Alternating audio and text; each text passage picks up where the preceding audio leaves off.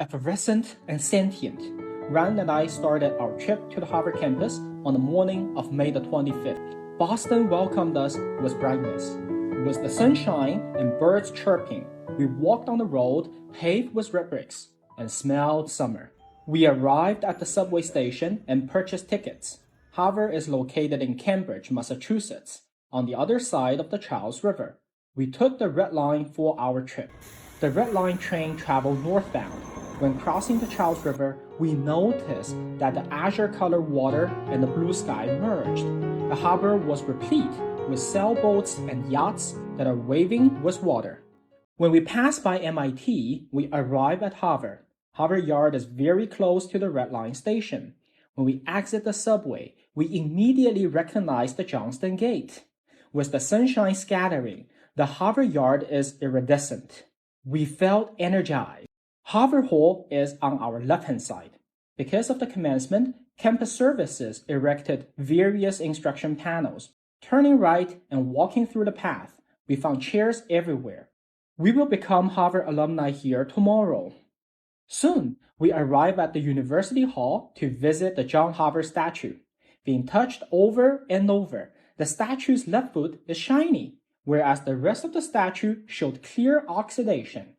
We see the national flags of the United States and New Zealand hung on the University Hall's facade.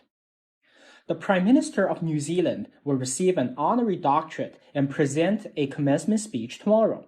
Therefore, Harvard hung the New Zealand flag to show respect. We moved on to Harvard Yard Center. The Tercentenary Theater was set up and equipped with speakers and screens. I was so excited to shoot some photos. 3 huge Harvard banners were anchored to the pillars on the front of the Widener Library.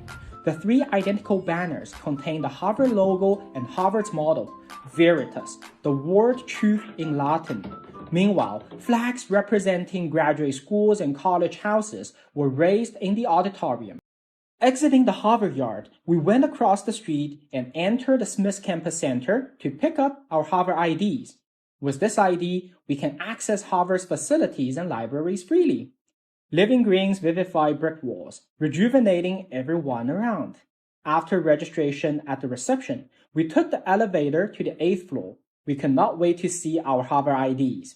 Here it is. I look handsome.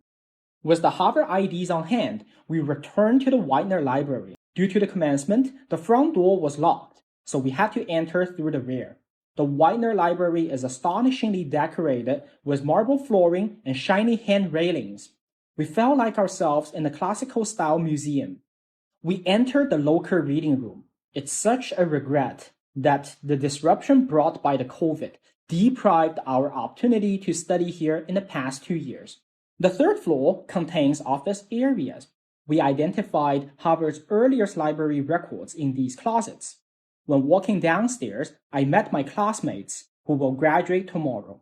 Shortly after the greetings, we visited the memorial rooms, which includes approximately 3,300 volumes of books, manuscripts, and drawings donated by Harry Widener, class of 1907.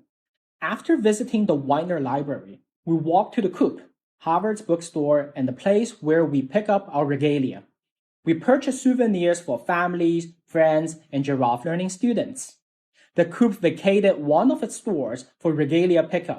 When we received our regalia, we could not stop imagining wearing them. Holding regalia and gifts, we walked across the Charles River to visit Harvard Business School. Since we carried lots of items, the security spent quite a while checking our bags. When entering the Baker Library at Harvard Business School, we were amazed how American elite universities developed business subjects and expanded their curricula 100 years ago. Although smaller than the Widener Library, the Baker Library is still lavishly decorated with American luxury. Entering the reading room, we find a whole room filled with commerce-related books, many of which are written by Harvard alumni.